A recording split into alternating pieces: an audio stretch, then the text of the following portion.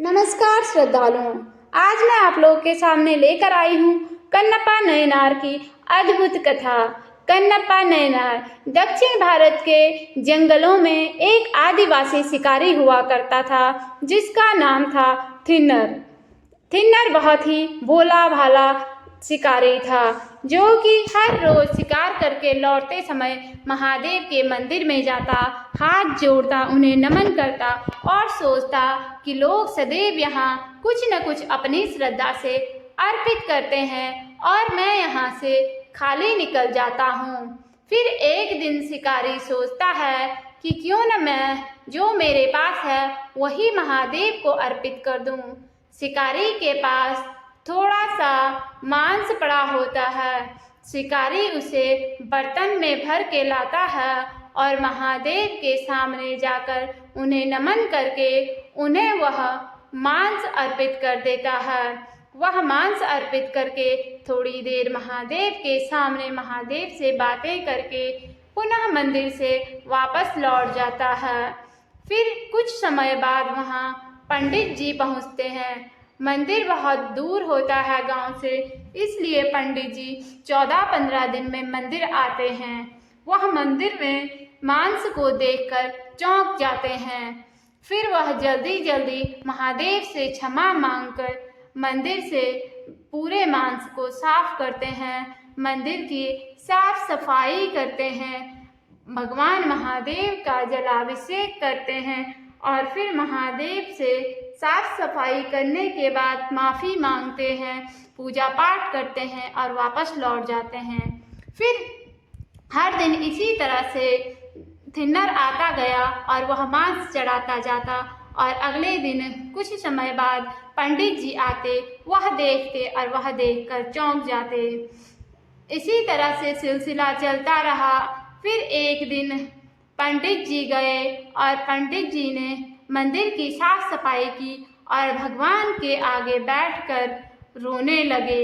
उन्होंने कहा, हे प्रभु, आप इतनी गंदगी में कैसे रह पाते हो? आपको इतना कष्ट मिलता है, आखिर यह कौन कर रहा है? पंडित जी बहुत दुखी होते हैं, उनकी आंखों में आंसू होते हैं। वह आंसुओं के साथ बैठकर पूरा दिन बैठकर महादेव के आगे क्षमा प्रार्थना करते हैं और फिर वापस घर को निकल जाते हैं। जब पंडित जी घर को निकल जाते हैं, पुनः से शिकारी आता है और पुनः वही जो करता था, वह मांस चढ़ा चढ़ा कर वापस से भगवान की पूजा करके फिर वापस चला जाता है। जब पंडित जी घर जाते हैं तो उन्हें सपना आता है। सपने में महादेव कहते हैं कि तुम परेशान मत हो, मुझे जो भी मांस चढ़ाता है वह मेरा एक अद्भुत भक्त है। तुम एक काम करना, कल मंदिर आना और मंदिर में छुप कर देखना कि वह मेरा भक्त आखिर कौन है और मैं क्यों उसका दिया हुआ प्रसाद मांस भी प्रसाद समझकर स्वीकार कर लेता हूँ। अगले दिन पंडित जी सुबह उठकर नहा धोकर समय पर मंदिर की ओर जाते हैं और वहीं मंदिर के पीछे छुप जाते हैं। कुछ समय बाद थिन्नर आता है और महादेव को प्रणाम करता है। उसकी नज़र पड़ती है महादेव के शिवलिंग पर। शिवलिंग की एक आंख पर खून के आंसू आ रहे होते हैं।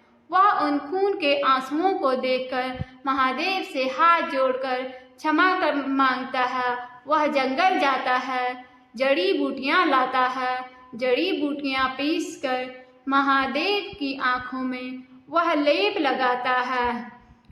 उस लेप को लगाने के बाद भी महादेव की आँखों से खून के आंसू बहना बंद नहीं होता, जिससे फिर शिकारी अब चाकू से अपनी आँख निकालकर महादेव को लगा लेता है और खून बंद हो जाता है। फिर उसकी नज़र पड़ती है कि महादेव की दूसरी आँख से भी अचानक से खून टपकने लगता है। फिर शिकारी डर जाता है। वह सोचता है कि मैं महादेव को दूसरी आँख भी अर्पित कर लूँ, परंतु मैं महादेव को दूसरी आँख लगाऊंगा? मुझे कैसे पता चलेगा कि आँख कहाँ पे लगानी है?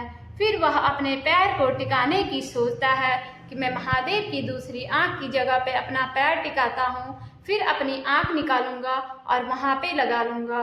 जैसे ही थिन्नर अपनी आँख की ओर चाकू लेकर जाता है, अचानक से दिव्य रोशनी होती है और दिव्य रोशनी के साथ महादेव सामने खुद प्रकट हो जाते हैं। महादेव के प्रकट होते ही थिन्नर हाथ जोड़कर खड़ा हो जाता है और जो छुपकर पंडित जी देख रहे थे वह भी दौड़कर महादेव के चरणों में गिर पड़ते हैं और महादेव कहते हैं कि थिन्नर, तुमने मेरी भक्ति बहुत श्रद्धा से करी, मैं तुम पर बहुत प्रसन्न हूँ, इस वजह से आज से मैं यहाँ तुम्हारा नाम कन्नप्पा होगा और मैं तुम्हारे ही नाम से यहाँ स्थापित हो जाऊँगा, कन्नप्पा नयनार। और उसका नाम भी कन्नप्पा नयनार पड़ गया और मंदिर का नाम भी कन्नप्पा नयनार पड़ गया। फिर पंडित जी भी महादेव के चरणों में गिर पड़े और महादेव ने फिर से कन्नप्पा नयनार की आँख वापस कर दी और वह दोनों सुखी जीवन जीने लगे।